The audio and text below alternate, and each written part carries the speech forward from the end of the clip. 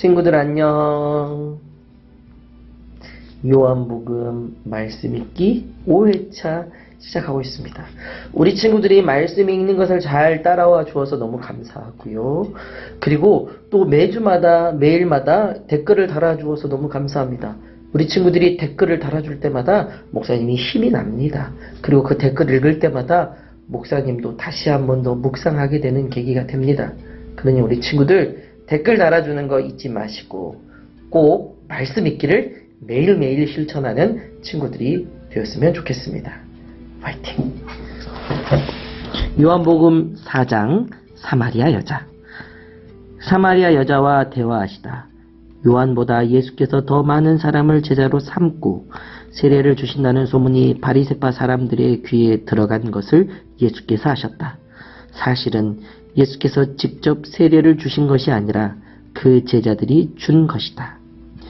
예수께서는 유대를 떠나 다시 갈릴리로 가셨다.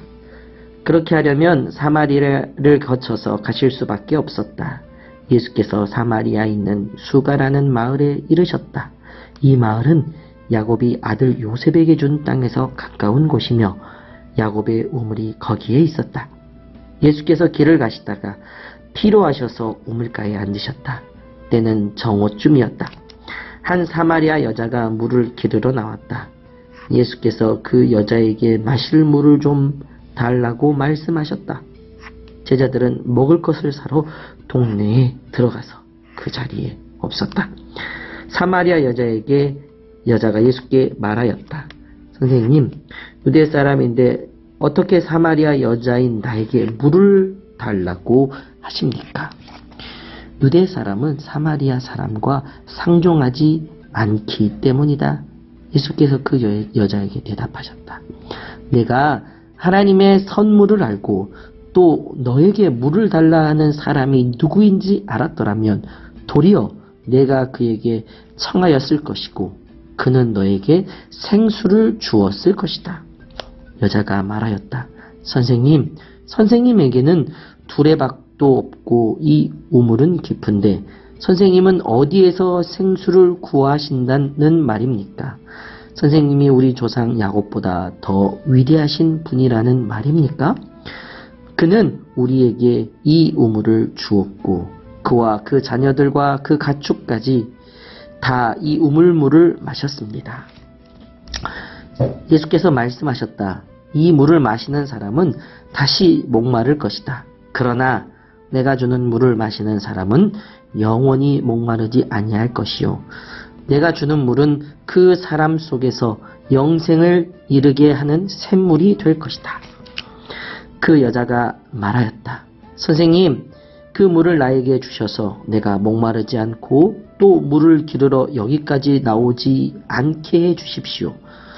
예수께서 그 여자에게 말씀하셨다. 가서 내 남편을 불러오너라. 그 여자가 대답하였다. 나에게는 남편이 없습니다. 예수께서 여자에게 말씀하셨다. 남편이 없다고 한 말이 옳다. 너에게는 남편이 5이나 있었고 지금 같이 살고 있는 남자도 네 남편이 아니니 바로 말하였다. 여자가 말하였다. 선생님, 내가 보니 선생님은 예언자이십니다. 우리 조상은 이 산에서 예배를 드렸는데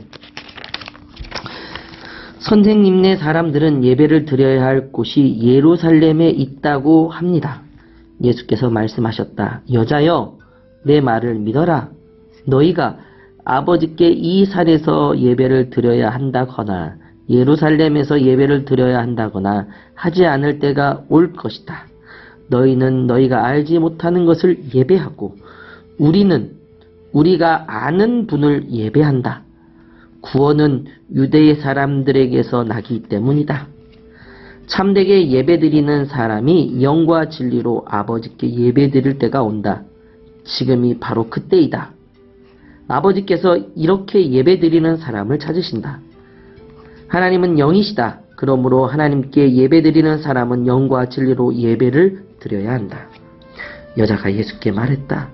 나는 그리스도라고 하는 메시아가 오실 것을 압니다. 그가 오시면 우리에게 모든 것을 알려주실 것입니다. 예수께서 말씀하셨다. 너에게 말하고 있는 내가 그다. 이때 제자들이 돌아와서 예수께서 그 여자와 말씀을 나누시는 것을 보고 놀랐다. 그러나 예수께 웬일이십니까? 하거나 어찌하여 이 여자와 말씀을 나누고 계십니까? 하고 묻는 사람이 한 사람도 없었다.